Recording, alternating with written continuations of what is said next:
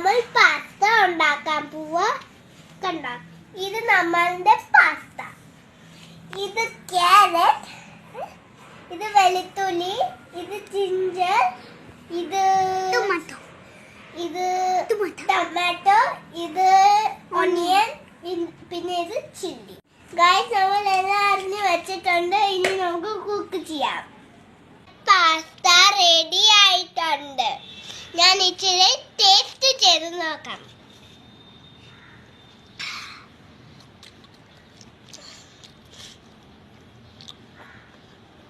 Super ആയിട്ടുണ്ട്, അസല. ഇനി എൻ്റെ അനിയൻ കഴിച്ച് നോക്കുക. അവന് ഞാൻ പാസ്ത കൊടുക്കുക.